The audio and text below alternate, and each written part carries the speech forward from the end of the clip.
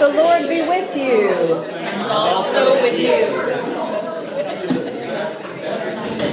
We are so excited to have such a good group here today. Can everybody hear me okay? Let's see. How's that? Can everybody hear me okay? Yes. Okay, thank you. Well, Amy and I are so glad to have such a good group here today. And I realize that many of you are cradle Episcopalians. Some of you are newer to the church. And so for some, this may be new information. For some, just a good review. But we're really glad you're here. And my intention, although we have a lot of material to get through, is for this to be conversational and interesting. So I'm going to share some information about our Anglican tradition today. We're going to focus mostly on our history and our governance. So you may not have as many burning questions about how often a particular committee meets, but if you do, feel free to just raise your hand and I'll be happy to help answer those. Amy is going to join us as well too, and we'll do our best to sort of either help answer your questions today or point you to some good resources. And so before we begin, I want to just commend two resources to you. If you are interested in pursuing confirmation or just looking for a refresh, there are two books that we really like to recommend. One is called Your Faith, Your Life, an invitation to the Episcopal Church. And a lot of the information that we'll be sharing about history and governance today, you would be able to find in here. So if this captures your imagination, that's a good book. Also, there's a great book called Walk in Love, Episcopal Beliefs and Practices. So this will be more about the kind of things we'll talk about in the coming weeks, about Anglican spirituality, about our sacraments and theology. But these are two good books if you want to read more. And then there's a third volume that you can get in the Cathedral Bookstore called Welcome to the Episcopal Church. That's a really high-level kind of FAQs that's also good. And of course, Amy and I are happy to be resources as well. So if this raises questions for you, if there's something that you want to talk about more in depth, please seek us out. We would love to set aside some time to talk with you and answer some questions. So we'll get started today with a prayer for the church.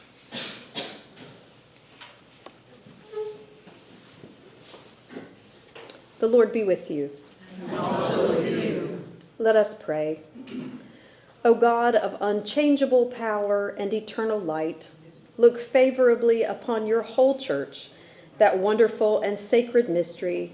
By the effectual working of your providence, carry out in tranquility the plan of salvation. Let the whole world see and know that things which were cast down are being raised up, and things which had grown old are being made new, and that all things are being brought to their perfection by him through whom all things were made, your Son, Jesus Christ, our Lord. Amen. Amen. So we're going to start at a really high level. Yes, do you have a question? Well, a comment and question. Thank you for that prayer. Some of the older people find that reassuring. Yes. Also, thank you for using the mic, because some of us older folks have a hard time here. And as the oldest of the group, the oldest, would you pull that a little closer to you? Absolutely. Absolutely. And there are two seats available right here, if that's helpful, to become even closer. So I will do my best. Okay. It's kind of at an awkward angle, but I'm going to do my best. Okay. Starting at a really high level, what is the Episcopal Church? The Episcopal Church in the United States is a true part of the one Church of Jesus Christ, which he established by his death and resurrection, empowered by the gift of the Holy Spirit, and through which God works for the redemption of all creation. So we often think of the Episcopal Church in terms of the institution, but this definition sort of dives into the spiritual work that we do together in the Episcopal Church. The Episcopal Church is a daughter of the Church of England, and it's part of the Anglican Communion. It is made up of independent national churches in each country who all share a common heritage, tradition, creeds, and sacraments. Members of the Episcopal Church are generally called Episcopalians, and members of any Anglican church, including Episcopalians, can be called Anglicans. Okay? So all Episcopalians are Anglicans, not all Anglicans are Episcopalians. Good? All right, we're off to a great start. So what do we mean by Anglican? The Anglican Communion, of which the Episcopal Church is part, the Anglican Communion is the third largest religious body in the world, with 85 million people in 165 countries. And this is interesting. For context, approximately 1.5 million of those are in the U.S. So when you think about the impact of the Anglican Communion, we are a very small part of this larger body. The Archbishop of Canterbury is the spiritual head and symbol of unity for the entire communion. Although the Archbishop has no governing authority beyond his own Church of England, his moral and spiritual authority is taken very seriously through the worldwide communion. So we want to emphasize in the Anglican tradition, we do not recognize the Archbishop of Canterbury as a pope, but his title is first among equals. So he provides leadership, but does not have the same authority as a pope. It's an interesting time to be having this discussion because Justin Welby, the 105th Archbishop of Canterbury, stepped down just this month. And there are discussions ongoing about whether the Archbishop of Canterbury will continue to serve in the role as first among equals, or whether a post-colonial restructuring will change that, because 3/4 of all Anglicans in the world live in the global south, which means that having someone representing the Church of England does not necessarily represent all of the interests of the worldwide global communion. And so there are conversations that are going on now about how that may change in the future. Yeah, it is interesting. So when we think about our role as belonging to the Church of England and the Anglican tradition, we have a pop quiz for you. And that is, who started the Church of England and the Anglican tradition? Henry VIII. We thought you might say that. Who else has another answer they might want to share? Who else could it have been? I mean, the Church of England is an ancient church that goes back to the founding of Christianity. So, The actual founders. Jesus. Okay. There's always Jesus. Exactly. If we call on you with the question, just go ahead and say Jesus. That's going to be the answer. Thank you, Jamie, for saying that, because certainly Henry VIII had a role to play in shaping the Anglican and Episcopal Church as we now know them, but we want to name that this is an ancient tradition that goes back to Jesus. So, when I was first received in the Episcopal Church, I took a class very similar to this one, and because there's so much information to share in a very short amount of time, the priest who was teaching our class said, "Get ready for a lighthearted romp through the Protestant Reformation," which is pretty much what we're going to do in the next few minutes together. So I'm going to cover a lot of ground. If you have questions, maybe you can hold those till the end, and then I can answer some of those for you. So, we understand that the church is always reforming. So the church did not just begin with the Protestant Reformation, but from the very beginning, the church has always been reforming. And that began with Jesus Christ and his followers. It was a reform movement from the very beginning. Over time, the Bishop of Rome became the most powerful and most highly regarded authority spiritual authority in the Pope. But in 1054, there was a split with the Eastern Orthodox churches and their leader, the Patriarch of Constantinople. So English Christianity existed as a distinctive branch of the Apostolic Church through the apostles from the earliest times of the Christian era. It synthesized Celtic practices and Roman practices into an Ecclesia Anglicana long before the Reformation. The first British Christians were Romans, but with the withdrawal of the Romans from England in the 5th century, Christianity survived in the Celtic areas in the west of England, in Ireland, and in Scotland. In the centuries during which Celtic Christianity was separated from Roman, the Celts developed a distinctive form of monasticism and church polity and a spirituality centered on creation and the cross. And we still incorporate that Celtic belief today. When the Pope sent Augustine to evangelize England in 597, they were surprised to find that there were already Christians there, but with a decidedly different and more independent quality than Rome might have liked.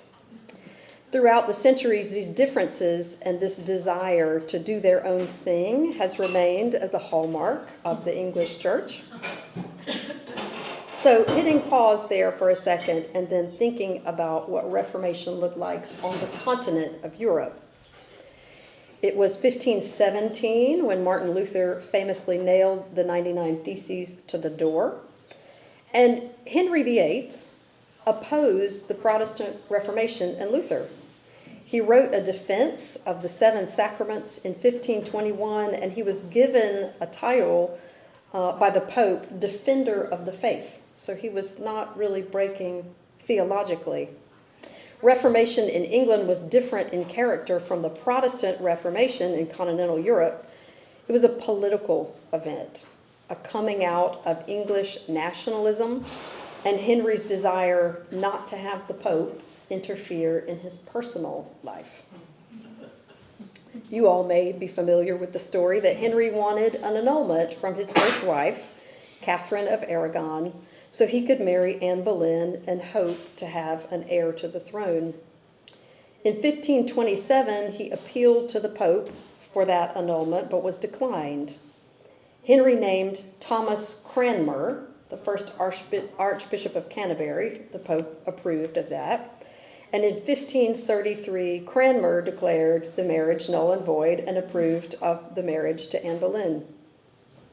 Parliament in 1534 passed the Act of Supremacy, making the king the head of the Church of England, the culmination of a series of laws rejecting the authority of the Pope over England. So you can see how it really was as much a movement about nationalism as anything else. What's interesting about all of this is that Henry VIII didn't favor continental Protestant ideas, and he did not start the Church of England. He considered himself an English Catholic.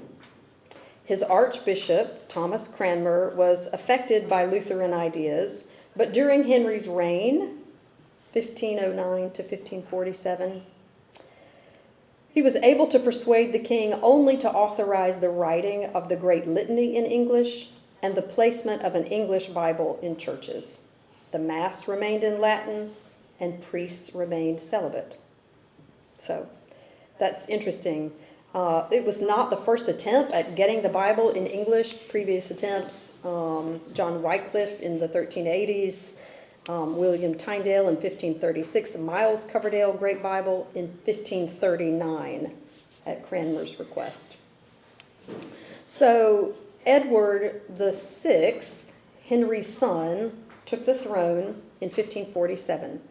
And it was during this period the first English Book of Common Prayer was issued. 1549 is the first time we had an English BCP. And it made worship uniform throughout England. Edward died after only 6 years, and Mary Tudor took the throne in 1553.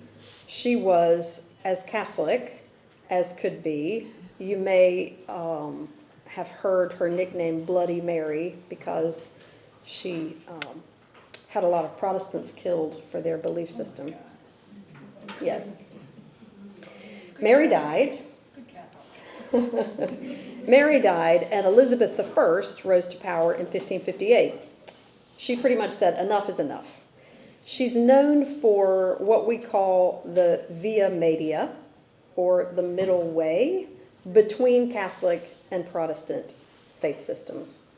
She famously said, "We will not make windows into men's souls," meaning that national unity was more important to her than choosing one faith system over another. So she proposed this Via Media, which is still really the way that we approach things in the Episcopal Church, and just said it's not important for us to inquire what people believe, but that we all be part of something together. The distinctively Anglican Via Media, or middle way, which was an expression of her policy, was frustrated, both sides, but it was what allowed the church to survive. So we think of it not in terms of a compromise, but holding two different things at the same time. The Anglican settlement of Elizabeth was more important in shaping modern Anglicanism than anything done by our friend Henry VIII. Under the early Stuart kings, James I and Charles I, Puritanism grew and increasingly challenged royal authority in ecclesial as well as legislative and financial affairs. The influence of Calvinism led the Puritans to understand the church as a gathering of the elect and to reject the episcopacy. These challenges culminated between 1642 and 1649 in a civil war between the Puritan-led Parliament and the military forces of Charles I. Through these troubled times, the English church moved back and forth in response to political changes, but its continuity was never broken, and the Elizabethan Via Media endured. Stemming from its multivalent past, a national Church of England held together faithful believers with many convictions, ranging from Anglo-Catholic, which you all may have heard of as High Church, to Evangelical, sometimes referred to as Low Church. There's also another category between those two, of course, Broad Church, which you may have heard. But an English national church continued to govern itself through bishops and worship together according to the Book of Common Prayer. One of the things that I appreciate that Amy has said before, and I think is true, is that it's not necessarily what we believe as individuals, but it is our common prayer that unites us as members of the church. And that has been the case for a long time. So we want to fast forward a little bit to the colonists in America. They brought with them from England in the 1600s typically either Puritanism or Anglicanism, depending on what part of the country they settled. During the 2.5 centuries, from 1607 to 1776, the English never consecrated a bishop for America. And even in the southern colonies, there were many Anglicans who were not eager to see them appointed, since they were regarded as unwelcome extensions of royal authority that they were trying to escape. Laymen on vestries acquired much greater control over their clergy and parish affairs than in England. The American Revolution was at first a disaster for the church, identified as it was with the mother country having a clergy dependent on episcopal oversight from London, worshiping according to a form that required prayers for the king at every service. It was the target of laws disestablishing it where it had been established and limiting it where it had not been established. Lots of clergy people fled to England or Canada and left their congregations without pastors and without the sacraments. At the end of the war, With British recognition of American independence, it wasn't clear how a Church of England could continue to exist in an American republic.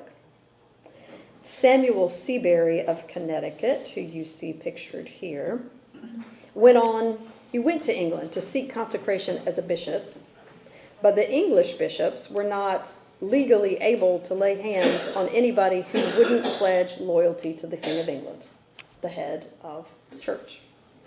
The answer was to turn to the Episcopal Church in Scotland, whose bishops consecrated Seabury in 1787. So if you know what the Episcopal shield looks like, if you can picture that, in the top left corner it has a blue field with a cross. Yeah, exactly. That is the St. Andrew's cross, and that refers back to our connection with the Scottish Church, who ordained our first bishops.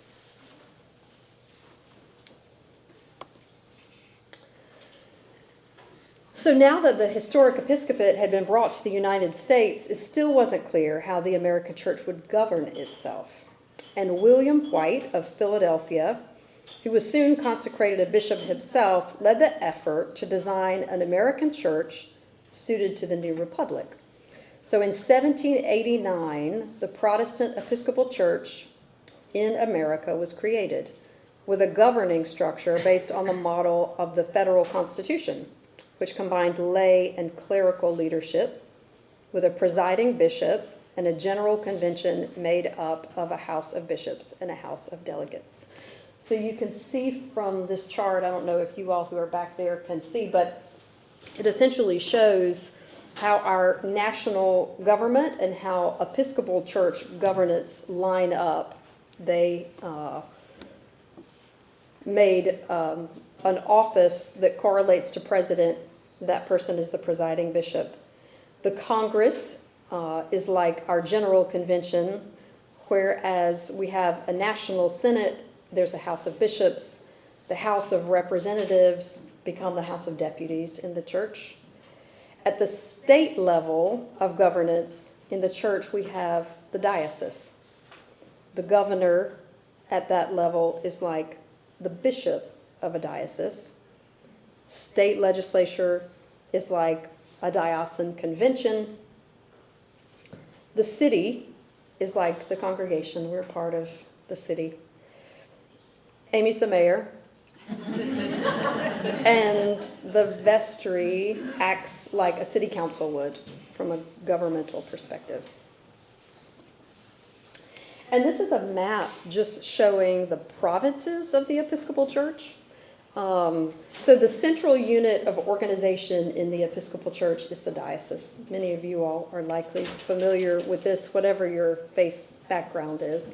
The diocese is a geographic area in which one bishop is charged with being the chief pastor, priest, church authority, and executive officer. The diocese is made up of all the Episcopal parish churches, missions, ministries, and worshiping communities in a given geographical area. Sometimes the geographical area is a state, like the Diocese of Maine or the Diocese of Colorado, for example, or the diocese may be part of the state, like the Diocese of Atlanta. Our diocese, the Diocese of Atlanta, encompasses 75.5 counties in Middle and North Georgia and is comprised of 120 worshiping congregations with about 50,000 active members. There are approximately 1.5 million Episcopalians in the U.S. dioceses, which are grouped into provinces, and you see here we are in Province 4. Tommy, what county's the half county? Thank you. Oh gosh, Amy, what question is what county is the half county? I don't know. It's one of the ones in Middle Georgia. Exactly. If you're familiar with the Nat line Yes. in Georgia, that's pretty much where the diocese is divided into Diocese of Georgia and Diocese of Atlanta. Goes down to Macon, Warner Robins. Columbus is in our diocese, and then I can't think on But the Augusta is in diocese. east side of the state, exactly. So it's kind of a slanted line. Yes, yeah, Involved in that line, exactly. exactly, yes.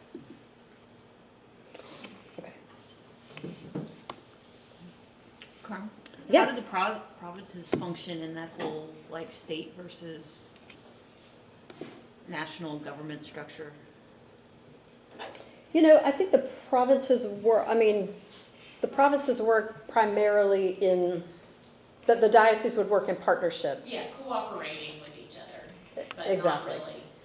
Like from a leadership perspective, there's not really There's not really a governing structure. Not in the really a diocese. governing, Legislative. exactly. It is just, yes, a cooperative work. And so we partner with a lot of other dioceses in our province on some programs. And for example, when the hurricanes came through and impacted Asheville, we were in communication. Our diocese was in communication with the Diocese of Western North Carolina. So there is just a sort of a group within a group, a partnership there. And Other it also questions? gives, it also gives the Episcopal Church representation. They go to each province, for instance, and pick a representative for something, a ministry or something that helps support that church at the overhead. Mm-hmm. Yes, Joy. Well, the only use for province in the church that I'm aware of is the Episcopal Church women. And I'm on the diocesan board, Okay. and we also, once a year, go to a province retreat. And that, lots of times we've met at Canuga up in North Carolina, but more recently, we've started having a meeting one time in Alabama, one in Florida, and I'm not aware of other places, but, you know, I've been on the board for about 12 years. That's wonderful. Can everybody in the back hear that? Yeah. Okay. Thank you both. Other questions or comments before we? Yes. I grew up back in the day when we had low and high church. And of course now we don't have that. What caused the change with that? What do you mean Yeah. by that? Like, you mean you would have one service that was low and one So service? you would have certain, I grew up in Nashville, and so some churches were low church, some were high church. That's still the case. There's like Virginia Highlands Church of Our Savior, they're Anglo-Catholic, they're high church, incense at every Sunday. And then there's other churches that are just super casual and their liturgy would have a little more relaxed feel perhaps than ours. There's just a lot of churches that fall into that broad church category, including like our cathedral. They say that they're broad church, and I would say we are too, which means, you know, you have some practices of both. Yeah, I mean, when you look at us during services, you have some people praying, and some That's right. standing. And I love that about Epiphany, that like whatever your piety is, Yeah. you can practice that here, and there's a place for that. Didn't that sort of stem from the time that there were enough priests to go around, so the low service was morning prayer 4 Sundays a month, you had priests for one Sunday, and that got low church. Because you couldn't have communion all the time, because you didn't have enough priests. Well, it was also the new prayer book revision in Yeah. 1979 that brought communion, Holy Communion to the center, become the centerpiece of most worship, every worship, actually. Right. Thank you for saying that. There was reform in the church in the mid-20th century, and I think there were in a lot of traditions, you know, following like Vatican II.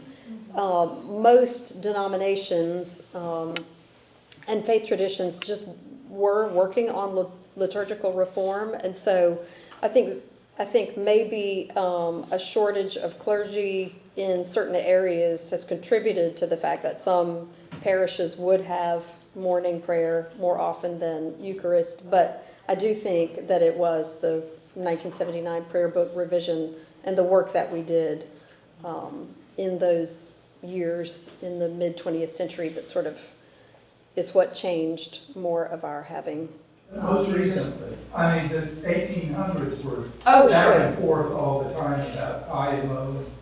And mostly, I don't think we would recognize some of the churches from the early 1800s because they were very low. Right.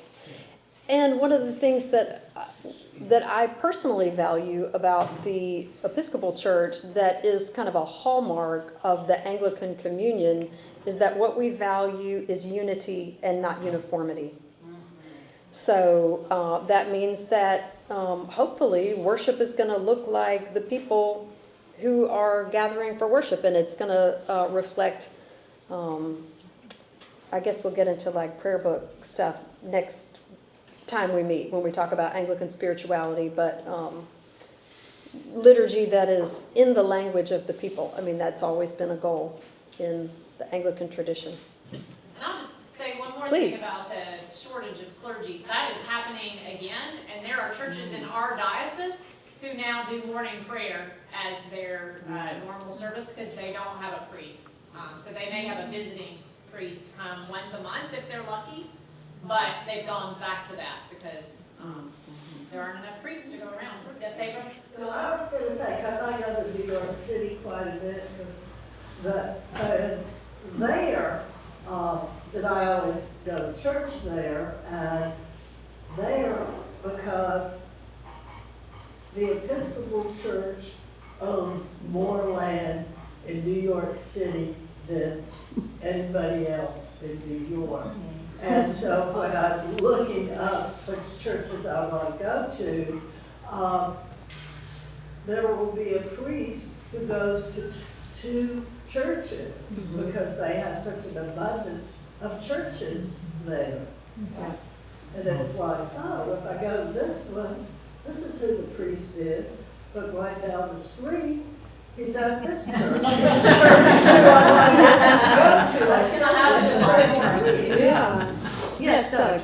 Yeah, I had read, I sort of followed this a little bit, I had been reading recently that the churches, the Episcopal Church and the Methodist Church are moving deliberately, steadily toward full communion. And part of that will be that as we can do with the Lutheran Church now, you can exchange clergy.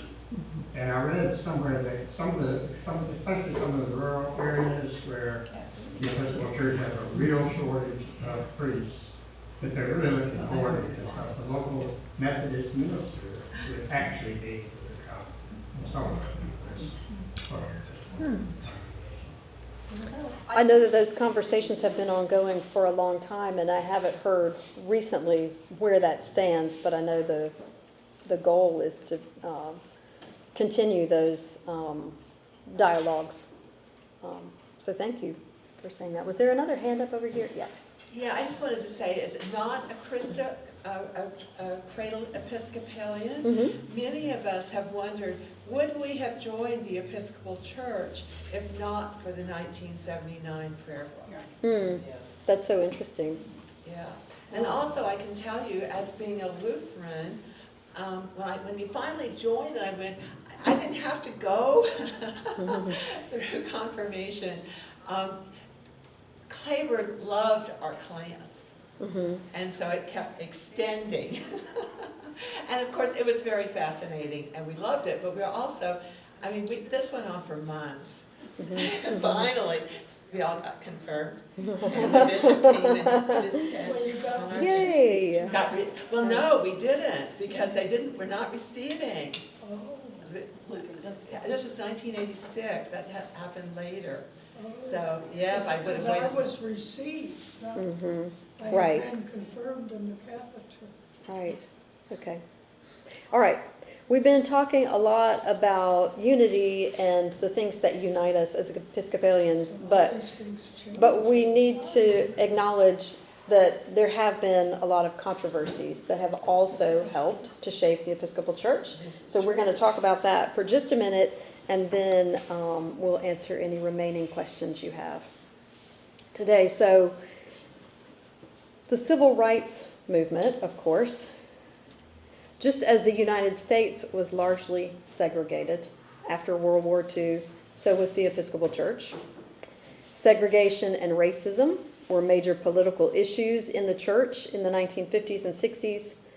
In the 60s, the church began to work more actively to address racism by supporting civil rights laws and giving time and money to organizations that worked hard to end social inequality. We remember a number of Episcopal civil rights activists as part of the church year. Jonathan Daniels, whose name may be familiar to many of you, a young white American Episcopal seminary student, was murdered in the civil rights movement.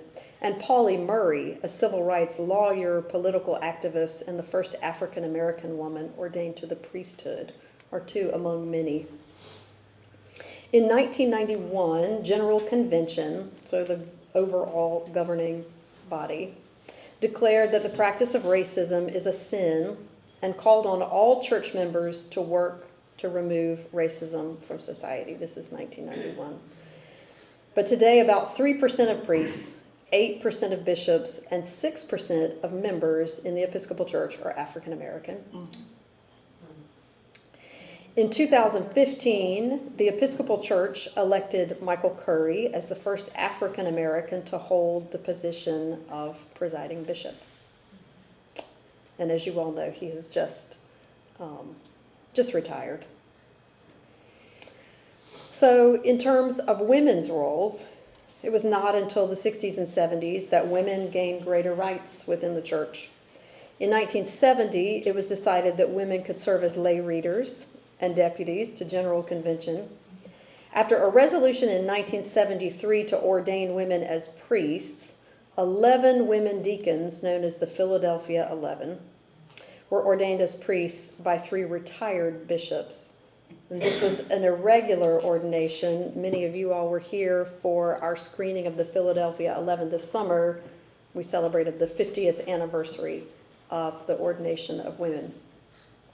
2 years after that irregular ordination, General Convention changed canon law to allow the ordination of women into the threefold ministry of deacon, priest, and bishop.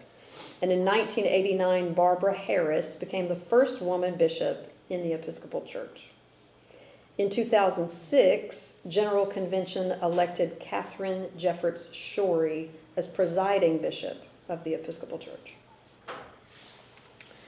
Similarly, our LGBTQIA siblings have not always been treated as full members of the Episcopal Church.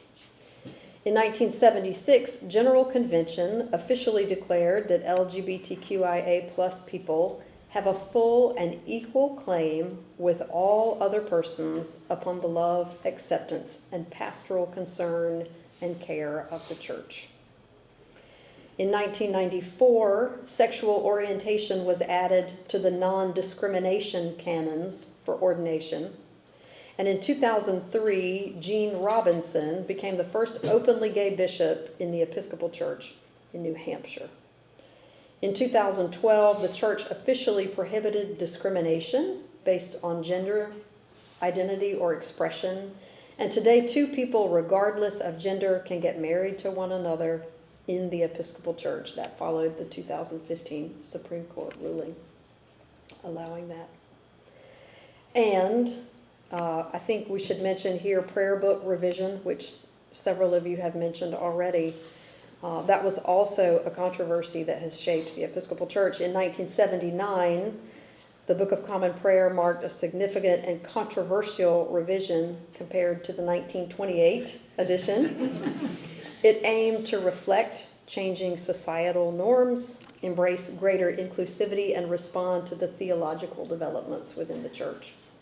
The 1979 book contains much, but not all, of the contents of the 1928 prayer book, and an updated contemporary language prayer book with additional offices that were not in the earlier prayer book, and an appendix containing psalms, extra prayers, historical documents foundational to the church, an outline of the faith in a Q&A format, which is really helpful, and calendars showing what biblical lessons to read on Sundays.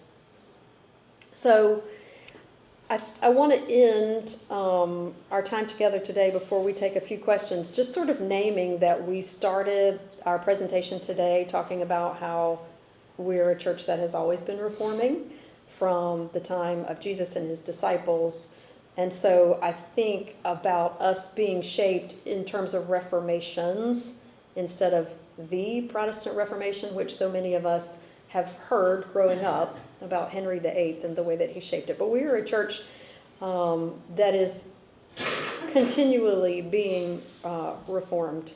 And so with that, I would turn it over to you all for questions, and we'll do our best to answer them. Yes, Marion. So, what you described is the U.S. version, and That's correct. And I have to admit, I was a little confused when I first went to Uganda and encountered the Episcopal Church there, because it has very different rules. There are no women priests. Women take no leadership. If you're gay, you can be killed. I mean, it's really, really different. So the question is, how in this big conglomeration of the whole of the Anglican Communion, do those things get navigated? Because what's so here isn't necessarily so around the world. I think that's a great question. Were you gonna? With great difficulty. Okay. Yes, with great difficulty is the answer. That's what I would say. And I think part of the challenge too is how we don't practice colonialism again because as Carmi said, churches in the north, much smaller percentage of the Anglican Communion. That's where the money is, and that's where the government primarily is. So how do we honor people whose beliefs are very different than ours, and what we believe violates baptismal covenant kind of stuff? How do we honor people who think so differently and stay in communion with each other? I think the North, the Archbishop of Canterbury has tried to thread that needle, and people would say with varying degrees of success, but trying to hold people together and inviting people to still come to the table together. And some of those churches, I think Uganda being one of them, have said, we're not interested. Yeah, it's real clear they're not interested. Yeah, I think that's really challenging. And something, as Carmi said, as we figure out about the Archbishop of Canterbury position, I think that's going to be a hard one for us. Again, because it's not just differences, it's differences on what we see as like violating humanity. It's hard. Well, in the Catholic Church, when there was a pope from the South, things changed a lot. I mean, it caused a radical unevenness or upheaval about belief. And so if the Archbishop of Canterbury is not bad, then quite likely somebody from the South is going to be voted if everybody gets to vote. Because we're just teeny. Yes, absolutely. Yeah. Yeah, I mean, in the same way that we now have 1.5 million Episcopalians in the United States, church attendance in Western Europe is also changing. So the fact that, more people in the Anglican Communion live in the global South means that we just are going to continue to wrestle with how to represent those people as belonging to part of our Anglican Communion without returning to some of that colonial hierarchy. But it's hard. I mean, it is the work of Christianity to try and love one another when there is a difference of opinion, and also to advocate for what we believe are basic human rights. So it's a balancing act, and oftentimes it's just hard. I mean, there are plenty of convenings of the Worldwide Communion at Lambeth, which happens every 4 years, where people will walk out, and 10 years, thank you. And people will, I think we will continue to have those challenges. And Okay. part of that thing is David. because we don't vote for the Archbishop of Canterbury. It's an English, or the UK does that solely. It's not like our presiding bishop. It's very different. That's right. Yeah. That's right. Nancy? We've had our controversies, but the Episcopal Church, which does cover some other countries, in fact, it includes Haiti, as we say, That's right. and some other various little countries around us. What the Methodists just went through could not happen here because of the way our governance is set up to be independent of the Anglican Communion. The Episcopal Church governs itself, and we don't have to follow the whole worldwide Anglican Communion. The Methodists, however, were they were a more global church, much more in their laws governing it. And so when the Global South Methodists took, they wanted separation. They wanted to not be part of the American Methodist Church. So there was this big split recently. It was. Yes, you're exactly right. They were more like a communion. Right. Yes, than the Episcopal Church, which is part of the communion but governed autonomously. Yeah, thank you for making that distinction. Well, a few years ago, wasn't Canterbury not including us in meetings? They were having, might have been after the gay bishop visitors. I think there was discussion about that, but I don't think there was ever a time when we weren't It included didn't actually happen. in meetings. Give too much money. Yeah. I mean, it's true though. I mean, they're not gonna exclude the Episcopal Church because the Episcopal Church supports so many things that the Anglican Communion does. For right or wrong, that is a big part of the reason. And it's a big part of the reason that churches in the Global South are sometimes discounted for their opinions. Okay. Anybody So, have the last word? am I clear that this is what, it could not happen to us what happens with the Catholic Church, where the Pope gets to decide? Or in the Methodist Church, No. where they just split because they couldn't agree? They've said, General Convention or Congress Yes. does that, sets the rules. That's right. I just want to say that I see a distinction, as Amy just pointed out with the finances. We're talking about institutions, which that wasn't what Jesus was about. And when you have institutions, you have human beings, and human beings all have their own ideas and beliefs, and so we end up with this big bowl of I don't know what. But I think I have to say that certainly coming from the Roman tradition, I think finances are a big part, whether you like it or not. Like it or not, that's right, yeah. And institutions do great work and cause harm. I mean, it's just, like when you study like the pattern of how institutions form, the church follows the same pattern that other institutions do. And that's why we believe in always reforming. Right. Because we are human and institutions are made up of people with human interests. So, to always look back to Jesus who started us. I was going to say, is it fair to say that sometimes they don't consult Jesus? Yeah. Some of the institutions. I think that's fair. Is that fair? Sometimes. Okay, well, I am so grateful for all of your being here today, and we look forward to continuing the conversation. We will have a break next week, because as you all heard, during this time next week, we'll gather for our parish meeting. Please mark your calendars and come to that. And then the following week, February the 2nd, we will be back together, and Amy will be leading us, where we'll be talking more about Anglican spirituality. So bring your questions, y'all come to that. If anything is bubbling up for you in the meantime, please don't hesitate to reach out to Amy or me. We would love to talk more with you about that. Thank y'all so much for coming.